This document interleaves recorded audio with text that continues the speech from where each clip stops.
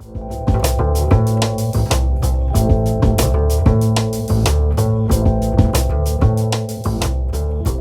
morning, everyone, and welcome to today's professional development series here at Attollo. My name is Emily, and I'm our Director of Programs for 11th grade.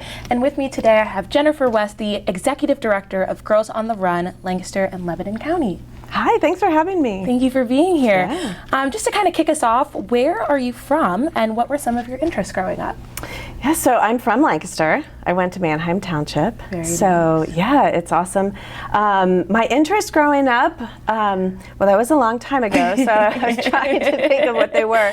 I'm just a very social person. I was a cheerleader, high school and through college, so anything I could do that was social, hanging out with people, and I loved flipping around with gymnastics and hanging out and just talking. So, and also physical activities. So whatever I could do, I was just always outside and loving to be around people. Awesome. Yeah. And so you mentioned having been a cheerleader at Township. Where did you go off to college, and what made you decide to go there?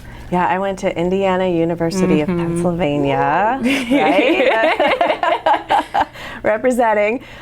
It was good. So honestly, I really didn't apply to many places. My parents said, if you want to go to college, figure it out. Where do you want to go? And I thought, well, IUP is right there, and I feel like that's a place that I would thrive. And so I applied and got in, and that was the only college that I applied to. Wow. Yeah, so it was great, but nobody in my high school was going there. Nice. Yeah, so kind of starting over and fresh, and it was great because it was just far enough that I didn't have to come home if I didn't want to, but I could if I wanted to. And so I was getting into communications in the media, and they had a great program for that. So I was just, I went there and I got into it, and as I said, cheered there. And so that was really nice getting to meet a ton of different people and just experience different things that I wouldn't have otherwise. And again, just staying physically active and keeping busy. Physical activity as a theme I'm hearing in Totally. all aspects of your life. Yes. So my understanding is you did not stay in Lancaster or Pennsylvania for that matter your entire life. You left at some point and came back. Right. When after IUP did you leave, and what were you doing with your life at that time? As soon as I could. It was the end of my senior year, and I had to get an internship. So I was applying to different news stations as a reporter, and my sister and her husband lived in Georgia at the time, down in Savannah. And I thought, well, how fabulous is that? Why not go down there? So I got an internship down there, and then got hired at the TV station and stayed there for a while. And then that's where I met my husband. He was in the military as well. And so after we got married, after a few years, we moved around to Alabama and New York. I lived in Korea for a year. And then we decided to come back to Lancaster to raise our family. Okay, so Lancaster was coming back home to raise your family and return back to your roots. Yes, I love the community. It was really great to get out and explore things, figure out who I really, am outside of my family and outside of high school friends and all of that. And actually going over to Korea, and I attribute that to like my next step in life because I was an ESL teacher. So really just fully submerging into figuring out how to help people learn English and conversations and grammar and all of that. And I had students from first grade all the way up to adults in their 60s and 70s, and so it was all about which I think helps me in Girls on the Run, standing up for yourself and not only helping the Korean students that I was teaching, but myself standing up for myself, standing up for what I believed in, because I was living out on the community. I didn't get to live on the base with my husband. I was living about an hour away. Wow. So it was really eye-opening, and it gave me a sense of self and purpose, which is just it's huge. I really resonate with your story of staying local for college, as I think that is a phenomenal option for our students as well. Leaving and then coming back, as here at Attollo, we're building a pipeline of diverse leaders with the hopes that they can have access to opportunities outside of their community to come back and then pour into their community. And it sounds like that is exactly what you did. Absolutely. Yeah. And it's nice to make the choice. I was talking earlier to make the choice to come back. Yes. And then, right, like you were saying, you bring all of your experiences back here, and it helps everybody. Absolutely. Yeah. And so when you returned to Lancaster County, my understanding is that you became a teacher and that you had a teaching gig. Yes. Almost. Okay. So yes, I went back to school because I realized when I came here, I worked in the news just for a little bit, but I just wanted to get out of that and start something new. So I went back to school and I got my teaching certificate. Okay. And after a few years of that and long-term substitute positions, I was offered a full-time kindergarten position. The exact same week my friend, Carrie Johnson, came to me and said, "Hey, I just learned about this thing called Girls on the Run. Would you like to start it with me in Lancaster?" So I had to make a choice. I was like, wow, I just got my teaching certificate and offered a full-time job, or take a chance and start this thing called Girls on the Run as a volunteer for who knows how long. And so I really thought about it and I was like, wow, Girls on the Run is just an amazing opportunity that I can't pass up. Absolutely. Yeah. So we credit your friend for introducing you to Girls on the Run, but walk me through that process when you were debating between the full-time position and Girls on the Run. Like, what really pulled you towards this organization that you just heard of versus the career that you had just been working so hard to get into?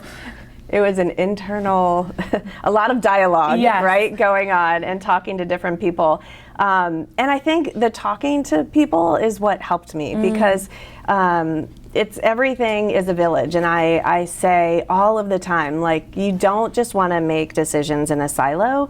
It's really great to be able to talk about things, the pros and the cons, and what am I not thinking of. And sure, yes, I did just spend a lot of time, and resources going back to school and doing that.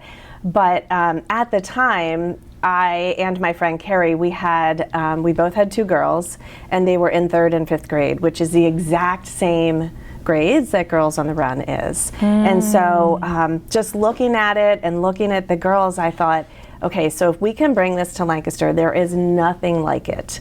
And then it's going to help me as a parent and as a family, and if we can bring this to Lancaster and just have, and who knows if it's going to work or not, but let's try it, because I thought part of why I went back to get my teaching certificate is so I would always have something to go back to if I needed, because I don't want to not have a talent or a skill, right? And so I thought, well, if that was my true purpose, I can come back to it if Girls on the Run doesn't work. Very true. And this just seemed like so much fun that I couldn't say no. Absolutely. Would you be able to, for our audience and viewers, describe a little bit about Girls on the Run, the mission, the purpose, and what I know this is a very now long extended question, but what you started doing with Girls on the Run and where you are now, kind of the evolution of your role? Yeah, absolutely. So we started Girls on the Run in 2009. So we're in our 17th year. So a lot has changed since we started. But the mission and the purpose is still the same. Girls on the Run, it is a misconception that we are a running program because run is in our name, but we are a physical activity program. We say you can run, hop, roll, skip, jump, whatever it is, as long as you're moving forward. We are definitely all about building up the individual girl. Self-esteem, character development, we say being the boss of your own brain. A huge part of the founder of Girls on the Run, Molly Barker, she coined the phrase the girl box. So going into the girl box around 3rd grade, sometimes even younger, is where you want to be like everybody else. You want to look like everybody else. I'm not good enough. I'm not fast enough. And so we say, you know, break out of that girl box. We talk a lot about you are supposed to look different than everybody. You are supposed to act different and being your unique, amazing self. And we're really trying to get the girls at 3rd grade before they lose that sense of self-love and empowerment, and really building it up and making sure that they know that they are fabulous. We talk a lot about like what makes you the most amazing person that you are. Like, what's your star power? Is it art? Is it math? Is it science? Is it sports? Whatever it is. And then really building on that. So when we started Girls on the Run, I started out as the program director, and my friend Carrie was the executive director, because I really am continually crave that socialization. So really getting all of the coaches registered and having friendships with them, because they became part of our community, and all of the girls, and helping the families get registered. So for the first 14 years, I was definitely the boots on the ground every single day, making sure the program had the quality and the integrity that it is supposed to. And with Girls on the Run, we have different curriculums that are written intentionally, and they are absolutely amazing. And so it's nice. The coaches are able to follow the curriculum. The girls know what's coming. It's like a safe environment. There are no surprises. And it's just a really nice time, especially now, where more and more people spend time on their phones or in front of a screen. You know, we get out, our practices are outside, rain or shine, you know, unless it's horrible, because we think the girls need to figure out that it's sometimes fun to run in the rain, right? And when else do you get to do that? So it's the socialization, the teamwork, and giving back to the community. That's amazing. It's reminding me, recently I rediscovered, and I'm curious if you are aware of what I'm talking about, there was an ad by Always on asking adults and kids, can you show me what it's like to run like a girl and to throw like a girl? And it's very interesting, because the question that they posed after showing adults, you know, frivolously running or like barely throwing a ball, and then you ask like a young girl, and she's running as fast as she can and she's throwing as hard as she can. At what point is there a switch? And it seems like Girls on the Run is trying to combat that before that switch happens. Absolutely. I mean, it's as young as 9 years old. It just starts. They see like girls raise their hand less in the class. They're a little shy around boys, and they don't like to speak up as much. And that's part of the beauty of Girls on the Run, is that in these small circles, there's 8 to 15, maybe 20 girls on a team, and at least 3 coaches. So they are getting adults who really want to spend time with them. All of our coaches are volunteers. So it's different than somebody who is being paid to spend time with these girls. They are choosing to spend time with these girls, and they really open up. The conversations are absolutely amazing of what these girls share, and we talk about, you know, if there are conflicts on the team or at school, they talk through them. They use their I feel statements. So we talk to the coaches that please don't step in and solve anything for the girls. Take them to the side and encourage them and say, how do you feel? Like, I feel this way when you do this. Not accusing the other girl, well, you made me feel like this. No, I feel like this. And feelings aren't right or wrong, they're just comfortable or uncomfortable. So I don't feel an incorrect way. This is, you know, and let's talk it through. That's a huge part of Girls on the Run. And our coaches, I still use it sometimes, you know. And our coaches say that they just get almost as much of it out of it as the girls do. That's because incredible. Even like we have junior coaches in high school. Yes. And so they are incredible mentors to the girls. We say the girls like have like long blinky eyelashes looking up at these high school girls who are here leading them through these lessons. And that's a really interesting perspective, you know, when they are going to be there soon and they're like, gosh, I can't even get through elementary school or middle school. What is it like in high school? And so they talk to them. And to see somebody who is, you know, 16, 17, 18, spending time with these girls, that's absolutely amazing. Absolutely. And our oldest coach just turned 76. Wow. So they see everybody, Yeah. and the fact that you don't have to run, so you can be there to support the girls and walk with the girls and, you know, just be a great mentor. And men can be coaches too, because that's super important for the girls to see strong, supportive male figures. Absolutely. That makes me feel a lot better, as I did run cross country in high school. And I'm very proud to say this. Yes. I was one of the slowest on the team. Yeah. And still a captain, because it really does mean, like, you have to, I'm very passionate about it. Mentorship is a huge component. Supporting is a huge component, and encouraging each other to put their best foot forward. Absolutely. Regardless of how fast or how strong you are. And I'm hearing a lot of that in the ethos of Girls on the Run, which is very exciting. Yeah, we celebrate first place and last place equally. Like at our 5Ks, the last few girls, we everybody comes together who's there, and we make a tunnel, and they run through the tunnel, and they feel like, I don't even know if they know they're the last people. It doesn't matter, because that is not the point of it. Like, you set a goal and you accomplish it. 3.1 miles is a lot. Especially at that age. Especially at that age. So we have some girls who blaze through, and they come in at 21 minutes. And it's crazy. Yeah. And we have some who come in at an hour and 10 minutes. And it's still great, because they still finished it. Absolutely. Yeah. And speaking of the high school mentors, we have had students in the past from our program serve as high school coaches, and I know how much joy it's brought them, and just hearing them talk about it is very, very exciting. I'm curious, what truly has kept you involved? As you mentioned, Girls on the Run in Lancaster has been here for 17 years, and it's evolved. Why did you stay? Why didn't you move on to maybe the next organization where you can make an impact? That's a great question. Over the years, I have seen that it just makes such a huge positive impact in the coaches and the families.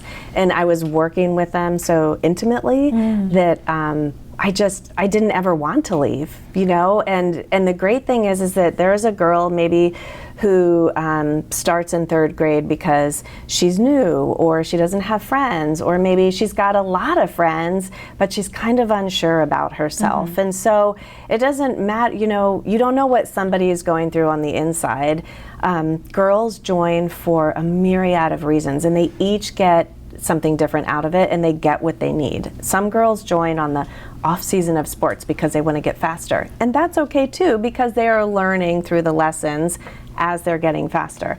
And I noticed that in the girls and the families, and it's continually new families, because Girls on the Run is 3rd through 5th grade. Then if we have a team at their middle school, they can do Heart and Soul, which the topics are a little bit different.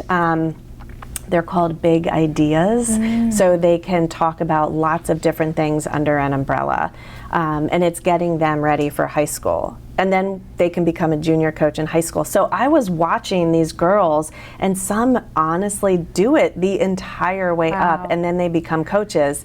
And I thought, why would I ever want to leave? Like, this is the best job ever. Absolutely. You know? And then when we had to, COVID came, 2020, we had 1,400 girls registered in that spring season, which is absolutely unbelievable. And 400 volunteer coaches. Like, everybody was trained, everybody was ready to go. But to see everybody come together and pivot, and some people do Girls on the Run online. And so girls were like doing jumping jacks, and, you know, in place of running, or running around the outside of their house and coming back. And just the community, and people still wanted to do it. And I was like, wow, there's something special here. And I feel like I played a big part of that. Absolutely. And so I really didn't ever think of leaving. That's amazing. Yeah, that's amazing. It's great. So Girls on the Run isn't just in Lancaster, correct? Correct. Could you talk to me about because community is definitely a theme that I'm hearing today, not just the community that encouraged you to come back and pour into Lancaster County, but there's a community of Girls on the Run internationally, actually, yeah. Could you talk to us a little bit about what it's been like to work in that type of international space as well? It's fabulous. It's fabulous. I mean, when So it started in North Carolina in 1996, and we are in every state. There's about 170 councils, and we have a few councils up in Canada as well. So it's like a sisterhood of super powerful women and men who lead it, and we are all here for the same reason, because we want to empower youth and just help them realize that there really are no constraints. Just what do you want your life to look like, and take ownership of it and be a kind human being. And so being able to reach out to different people and say, hey, we're seeing this right now, what are you seeing? Or how are you handling this, or what are you doing? And it's really nice because we all build each other up, instead of like, oh no, I don't want you to look at this position because maybe I could be in this position. You know, we're like, yeah, you do it. That's fantastic. And I'll help you if I can. That's you know, awesome. It's really nice. It's a community, and we all come together every other year. And so it's just like hundreds upon hundreds of like, we all en masse somewhere, and it's really fun. And to see the girls have participated in Lancaster, Lebanon 24,000 times since we started here. Whoa. Which is crazy. So that's not unique girls, but so if somebody has participated 6 times, but girls have actually participated that many times. Wow. And so to think of that ripple effect, you know, around the country and in Canada, it's an amazing thing to be part of. That is incredible. It really is. I'm like, it's huge. Processing, and yeah. I guess then my next question would be, how do you combat this like fast growing community? Like, how do you remain prepared to take on thousands and thousands of girls? If you had 1,400 girls signed up in 2020, and we're 2025, I can only imagine how many you have now. Like, how are you doing that and encouraging more people to join? Well, we have the best team. I feel like, I know you have a great team here. Equally as good a team. And we work so hard on just making sure that we reach as many people as possible, because we can only have as many teams as we have volunteers for. So first and foremost, we reach out to the schools, and there's a limited number of schools here. So it's not like we are going to find a new school that we never knew about, you know? So what we started to do was have practices at parks and the YWCAs and the Boys and Girls Clubs and all of those things, because we realized we need to meet the girls where they are. Some teams practice on Saturday mornings, which is absolutely phenomenal. We have evening practices because it doesn't work. The girls need to go home on the bus, and then they walk to wherever it is that they go. So I don't even pretend to know it all or do it all. Our team, we work really hard, and we're all just so very passionate of making sure. And sometimes, you know, our fall season is always half the size as our spring season. Interesting. Yeah, because it's so hard to get in touch with people over the summer. They're just not thinking about, where am I going to volunteer in September? They're thinking about, where am I going on vacation? Or how do I get to the park? So it's always half the size, and that's okay, because we are getting the people who want to be involved. So right now we have just under 600 girls participating. We started 2 weeks ago, which is absolutely amazing. And in the spring, we'll probably have 1,200. So we're not quite back up at that 2020 level.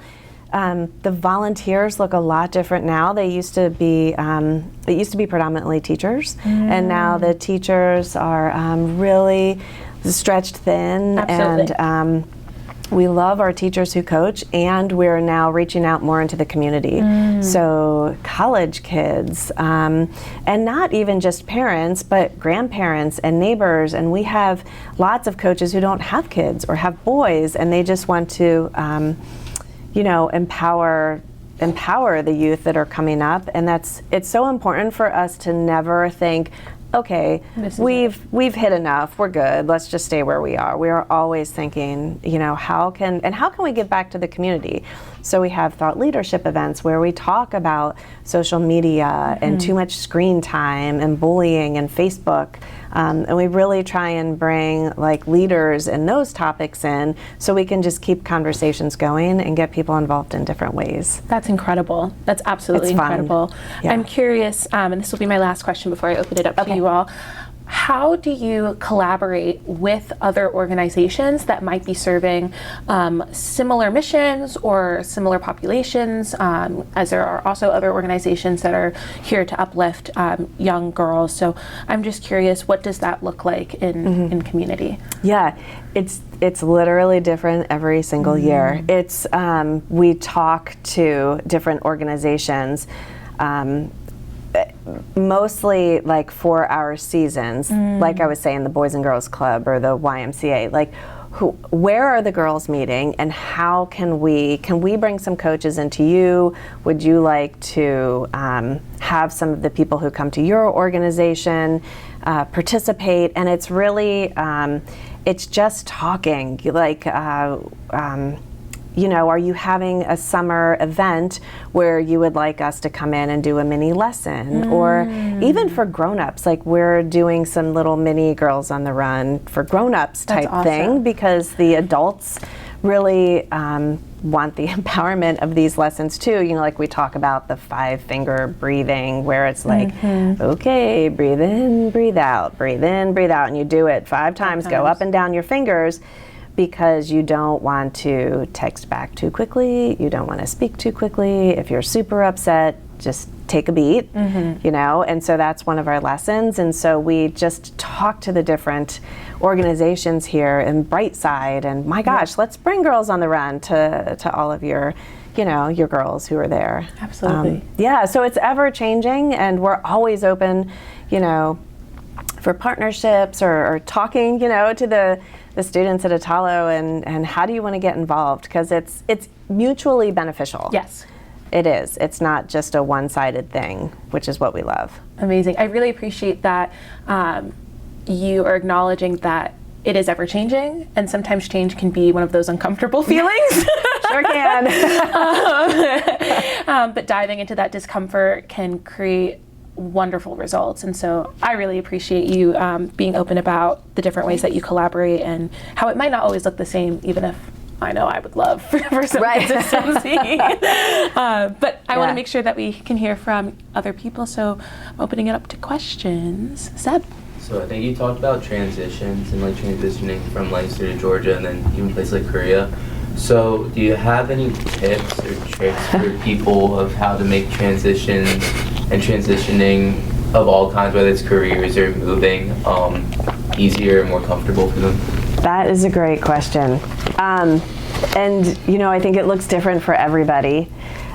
What I suggest and what we suggest to our Girls on the Run coaches and alumni who are now living all over the world, like find a passion or something you're excited about and get involved in that group in a new community. Like coming back to Attollo or finding a Girls on the Run in a different state or a book club or whatever it is, and find community, because if you can find those friends and support people to talk through things with, so you're not sitting, you know, in your house all alone. I think it's just super important for us to stay social and connected. And use people where you used to be for those connections, you know, like reach out and where can I apply for a job, or do you know somebody here? I'm always getting emails from, not always, I'm often getting emails from past coaches, like junior coaches, and saying, hey, I live in Ohio now, or I'm out in California. Do you know anybody out here, or can you connect me to a group or a social club? And I think that is super important as you're moving around, especially now where people are working remotely and you can sit at home all of the time, just getting out and keeping that connection. Absolutely. Yeah. That's amazing. Yeah. Terry? Hi, thank you. This was awesome. Yeah. Oh, good. I went to Linden Hall, all-girls school. Yes. From 5th grade through 12th grade. So my whole everyday was all girls, and we actually had a Girls on the Run team. Yes. Yeah. Yep. Back when I was in middle school and I think part of high school. But I'm just curious if you could speak a bit more to, I think, the importance of having girls-only spaces. I think especially even in this community, I think people don't necessarily understand the value that they could get, or don't understand how girls-only spaces can be beneficial in ways that can't happen with boys there. They think, but can a girl feel empowered even if there's boys there? So I would just love if you could. Right. Those. I'm so glad you brought that up. That is a lot. The questions we get, is there a boys program, or why don't you have boys? And there are boys programs like this. It's just not run by Girls on the Run. So if you're interested in a boys program, check it out. You know, the YMCA has Stride, and there are different things. But actually, when Molly started Girls on the Run, she tried it with boys in the beginning. And what she found was boys, they were just wanted to be a lot goofier, and they didn't want to process like the girls want to process. So a lot of it is, how does that make you feel, and what do you think? And the boys would say something goofy and get up and want to like roughhouse. And so Molly, with all of her wisdom, just said, the girls need a space where they can process and feel safe, where they can raise their hand and say something that is on their mind and not be made fun of. So especially as they get older in 5th grade, and if you know, there's a crush or somebody thinks somebody's cute, the tendency is to almost like make fun of them or poke at them a little bit. And when it's only girls, you don't have to worry about that. You don't have to think, am I going to be made fun of?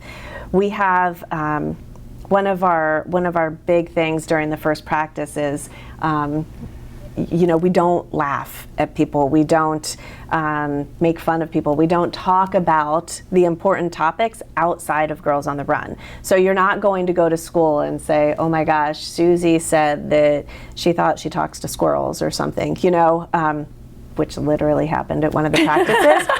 But the beautiful thing is, she felt safe. She was like, I think I can communicate with them. And everybody was like, tell me more. That's super exciting. And she was like, oh my gosh, this is so fantastic. So it just goes to show that when it is the girls only space, that they can get the really important feeling of, I can speak up and I do have worthy things to say, and raising my hand isn't scary. And then they can take that and go back into the classroom where there are the boys, and it's a lot of different personalities, and it might not feel very safe, but hopefully she has learned internally, like, I am worthy, I can do this. You know, and if something goes wrong, she can come back to practice and say, this didn't work, you know, can somebody help me? And just keep coming back. And it's that whole environment of, just being with, you know, friends and making new friends. And so that's really important too, because the girls find people that they may never have said hi to in the hall. Like, there is somebody who doesn't have any friends, and there is somebody who seems like all she has is friends, and people who want to be their friends. But when you sit down in that circle, you are equal. Everybody is the same. Nobody is higher, nobody is lower, and so they start to become friends and they start to talk. And that would never have happened. And so that gives perspective on this girl's side, and it also gives confidence on this girl's side. And it helps everybody just be a more like stabilized human being. Thank you so much for that. That's a great question. Yeah, I'm hearing a lot of parallels with Attollo as well, as our model is to include students who are coming from AP classes all the way down to at risk of dropping out of high school. Yes. And you'll never be in the same class if you're on very different academic levels, but in our program, we're all here together. Absolutely. And there's something special and unique and empowering about that. Absolutely. Yeah. So I'm curious, like, you started within programs and then now you're the executive director. So I'm curious, like, what that transition was like, as well as like what lessons you learned. Yeah, it was tough. Let me tell you, it was tough. So Carrie left, and when she left in 2021, I was not ready to become executive director. I was completely, everything we tell our girls not to do, I was doing it. Self-doubt, I'm like, what do I have to offer? You know, how could I run a program? And at the same time, Carrie is my very best friend. And so there needed to be a little bit of separation. When we started it, everything was in our heads, like not a whole lot was on, and it was very scary to me. I'm like, oh, I don't know what if I sink the organization, you know? So our board chair, Katie, stepped in and took over for 2 years. And after I saw what she was doing, and she wasn't the founder, but she could do it, you know, she was an empowered woman and she did great things for us, got a lot of systems in place. And then I went to my village and my people, and I'm like, I don't know. And people, they just said, you are way more qualified than you give yourself credit. And I thought, that is exactly what women do. We always say like, oh, I don't know, can I do this? Where we can, like, just don't self-doubt. So I finally said yes. I'm like, okay, I can do it. And one of the key things that I did was I surrounded myself with people who were strong in the areas where I am not. And that, I think, is just really part of the magic of being able to be a successful person, is really knowing where you need help and not being afraid to ask for it. I am not afraid to ask for help because there's no way I can know everything, right? Nobody can know everything. So I have a really great finance committee and a treasurer because I know that is not my strong suit, but people are out there who want to help us, who love the organization. And so it was a very scary transition. It was a scary first year, a lot of changes and learning and just saying, okay, I'm on this governance committee, but I don't know anything about governance. I need to learn. It was a lot of, it was just a steep learning curve, and I'm like 2.5 years into it. And you know, you make it your own too. You don't want to lead like the person before you, because you need to have fresh ideas and new things. And then almost everybody on our team, when I changed seats, they all changed seats. So our program coordinator became the program director, and our 5K person came up to program. And so we were all learning new things at the same time, which was a really beautiful thing happened, is that like you trust and you support each other, and and that's huge. Not looking over their shoulders and saying, are you sure you're doing that right? But just trusting that their way is not the same way that mine was. And that's okay, it can be different. And man, I'm so happy I'm in this seat. I'm like, I would never have, you know, imagined it. And I love it because I love being able to just keep the organization going and bringing up people who are going to be the next leaders. And our team is just, we're doing such a great job. And just the friendship and camaraderie is fantastic. Yeah. Thank you. Yeah. Any other questions over here? Yeah. Since we both went to IUP, Yes. how did your time over there shape your career path? Yeah, so college, you know, college is fun. College is great, and it's a lot of, what I learned is that time management is definitely your friend. So it's, you know, when you're first out on your own and you're thinking, geez, I don't know if I can do this, but really picking and choosing the things that you love, but also the things that are going to stretch you. So getting into the public speaking classes and really getting out there in front of people and just realizing that at IUP, like, it's just a whole conglomeration of people, you know, and you just have to learn, you get along with everybody, and pick and choose your friends. But gosh, I think college is such like a formative time, and what I didn't do, what I wish I would have done, that I see a lot of the kids are doing now, are getting involved in the community organizations and getting out there and volunteering. And we did a little bit of that, but back in the day when I was in college, we didn't do as much of that. And I think that I was really missing that because we had as much community as we could within the school, but getting out there and doing that and not being afraid to take the chances. So like taking the internship down in Savannah, Georgia, not doing necessarily the safe, comfortable thing, but really getting out there.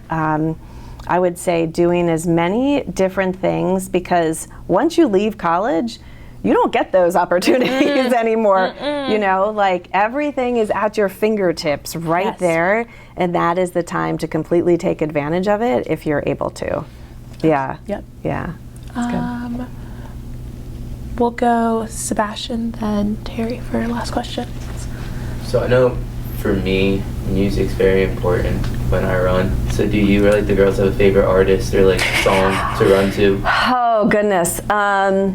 So that's a lot of pressure in that question. That's a good question. So I wouldn't say there's like a theme song or a really good song, but there are so many different like girl empowerment songs, you know, that come on that we love. Miley Cyrus has like, they're all a lot like years and years and years ago. But you know, Party in the USA, when that comes on and we're all like, oh my gosh, like that, everything that's just like fun and bubbly.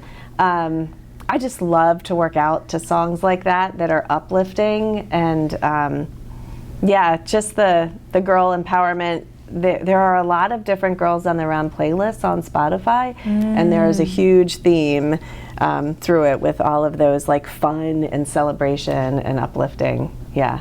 I'm also a big Taylor Swift fan, but I don't know. Yeah, she's great. I'll definitely have to take a look at that playlist as I try to listen to, we have a very early morning recruit program with our juniors where my alarm goes off at 3:30 in the morning. Ooh. And I usually play some sort of music that is just like, you got this, like you're in it, you're gonna be successful, because you need it sometimes. You sure do. Yeah, yeah. All right, last question. I'm just imagining this at like 4 a.m. Oh yeah. That's early. Speaker That's like middle of the blasting. night for like, me. Yeah. I appreciate what you've said, especially around this idea of taking risks and being willing to like sort of step out and do that. And this is maybe perhaps like a bit more of a like philosophical question. Okay. But do you feel like bravery is something that is like inherent to you? Like you are a naturally sort of courageous person? And then if so or if not, you know, what do you think can be done for somebody to like cultivate that within themselves? That's a really good question. I feel like I wasn't always brave. No, I don't think so at all. I think I was given the opportunity to really take chances and along the way see the success of those chances, and then that has formed who I am and what I do. I think sometimes I take that for granted because I will say to people, I'm like, just talk to that person, just step up, and they're like, oh, I can't do that. And I thought, oh, okay. So it is something that that you have to keep talking about, and you have to do it maybe not like take a leap off the side of the cliff all at once, but in tiny little stages. And when I think back to living in Korea, so my husband, as I was saying, got stationed over there, and he left, and I was still in South Alabama, and we had been married for a few months, and I was like, oh, no, I am not staying here for a full year by myself.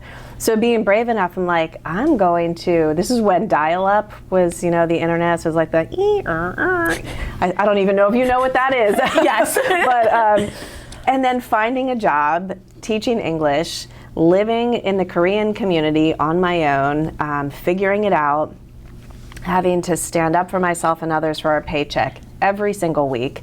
I feel like, and it's not going to be that like intense every time, but taking little steps, like asking for a raise or counter offering if you're offered a job, tiny little things, just maybe raising your hand in a class when you are super scared. But if you raise your hand and you ask that question, because you know if you have a question, somebody else in that class has a question and nobody's asking it, right? So I think the more we just take tiny little chances, it just becomes into this brave sense of who you are, and everybody's brave looks different. So our braves are different, ours are different, everybody's are different. We just had somebody at the table was like, I sent this email, and it was like, it was so out of my comfort zone, but I did it, and I'm so proud of myself. And I was like, see, that's what we're talking about. But it was those years of figuring out at little chunks that you can do it and it's okay. And she finally did something, and she was so, like, she was nervous, and she did it, and we're like, it's okay. See, everything's okay, and even if it's not okay, you learn from it, and then you think, okay, let's like change paths, and how do I do? So I don't know, some people are probably born with it. I was not, but it's just standing up and thinking, like, I'm no less than anybody else, so why not? Yeah. As I mentioned before, a big theme that I'm hearing in today's conversation is community. And I recently, actually it was Terry who sent me a lovely TikTok that talked about how it takes a village, but in order for you to kind of benefit from the village, you also have to be a villager. And you have to be willing to put in that work. So I wanted to say thank you for not only coming here and speaking to us about the incredible mission of Girls on the Run, and for, in an earlier question, answering the different roles that you can have in the organization as a volunteer, as a villager. But if I were to leave right now and hop onto my computer, hop onto my phone, and try to get involved, how can I do that? How can our audience get involved right, like today, or as soon as they see this video? It's the best question. Thank you. So as I said, we cannot do this without our coaches. And so that is the biggest need that we have, and it's ongoing. So we have a fall season and a spring season. You can coach both. You can coach one. You can coach every couple years. And all abilities and disabilities can coach. We want the coaches to mirror our girls, the fantastic blend and uniqueness of Lancaster and Lebanon, and all of our girls that come in. We want our coaches to mirror that. So we invite anybody to hop on and click on the volunteer with us, fill out a form, a volunteer interest form, and you can choose, would you like to learn more about coaching? Would you like to learn more about volunteering at our 5K? Because it just takes, we have things where you can coach for a season or come help us at our 5K. We have hundreds of volunteers to make our 5Ks happen. And so really just reaching out, emailing us, filling out that volunteer form. Coaching is not as scary as it sounds. We have an incredible training program, and so we're with you the entire way. There are 3 coaches together, so you're never alone. And it's really, coach might be misleading because it's really more mentorship and just being that caring, trusting adult who is going to be there for the kids. And of course, we're our own nonprofit, and so we have to raise all of our funds. And so our partners in Lancaster and Lebanon are huge for us. Foundations and donors and sponsors and things like the Extra Give, we're all part of that. And that's a huge part of making sure that we are sustainable, because if we don't have the community support, we are not going to be sustainable. A big part of Girls on the Run is our financial assistance, because it does cost money to do the program. And then because of the support, we are able to offer financial assistance to any girl without question. So you can pay what you can afford, whether it's $10 or $200, there are no questions asked. And we can only do that because of the generous support of the community. And I think that's really important for everybody to know and hear, that it's not just we can sit at the table and you can sit out here and you can work so hard, but if we don't have people getting behind us and believing in our amazing missions, we can't do what we do. So there are lots of different ways to get involved, and we know that our circles only reach so wide, but there's somebody out there who knows a lot of different people and are thinking, oh wow, yeah, this would be a perfect match. So I encourage just anybody who is even remotely interested to hop on, fill out a form, give us a call, an email, anything like that. Thank you. Thank you so much. Thanks for having me.